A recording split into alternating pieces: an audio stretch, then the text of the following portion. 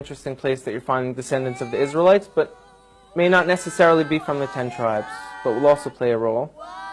And it shouldn't be overlooked. It's a very serious scenario. Is in Africa. Africa has perhaps hundreds of millions of people with this identity right now of being from the people of Israel. Does that mean they were from the 10 tribes? Likely not. We were taught by the historians and within our own traditions that when the Romans conquered Judea, a few hundred years after that the tribes of Israel went into exile, perhaps millions of Judeans were sold into slavery. Into Africa, into Rome, deep into Africa.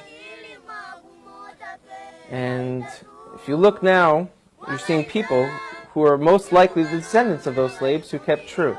I'd like to bring up a few specific examples because they're going to be game changers.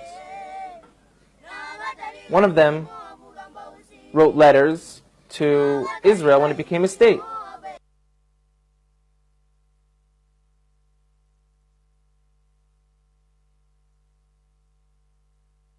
Said, we're Israelites out in Africa. You know, everyone laughed at them and they said, African Israelites, these people are just trying to jump on the first world country bandwagon. They're living in a third world country, they got nothing. We're coming to Israel, we got innovation, technology. So they're trying to get on this train because there's such a thing called the right of return. All descendants of the Jewish people from around the world were able to move to Israel. So they said we are also.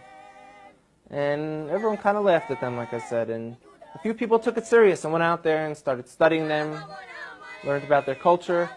And a professor from Duke University went out there and did DNA testing on them. And he showed not only did they share Semitic genes from people who were in Yemen and back to the Middle East, these gentlemen, a large percent of them, have the Y chromosome to be Kohanim, to be priests. Now, if anyone who doesn't know, a priest is a specific family clan of the nation of Israel who come from Aaron, the brother of Moses, who was the first priest. And anyone descended from Aaron has the status title priest. And we found that these men in this village in South Africa called Lemba, L-E-M-B-A, carry this genetic marker to let us know that they share the same as from the Sephardic and the Ashkenaz and the population.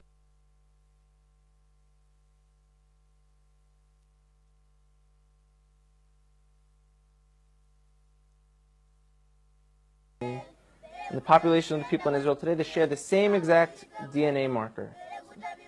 That's mind-blowing. So everyone kind of got humbled a little bit, who laughed at them and said, now what? Now what do we do about this? This could have tremendous implications.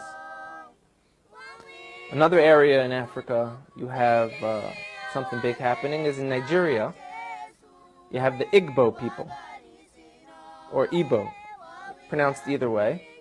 There's 40 million of them, also Christians, like I spoke about before, how that could happen to the children of Israel very easily.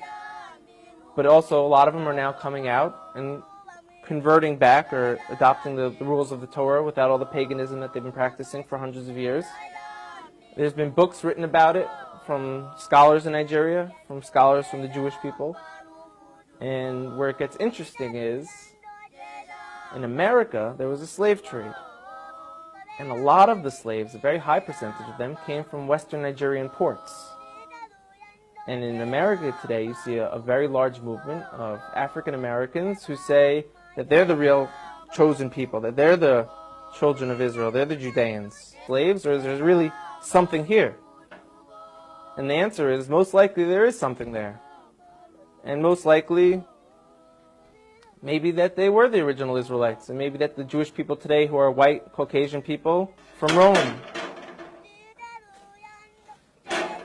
You have a man named Onkelos who wrote a commentary on the Torah, unprecedented, that we still learn today.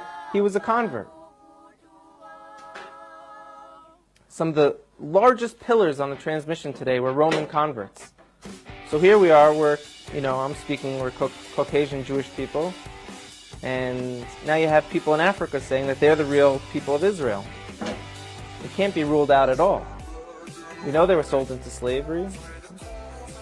We know now that they're fulfilling prophecies by saying, we're coming back.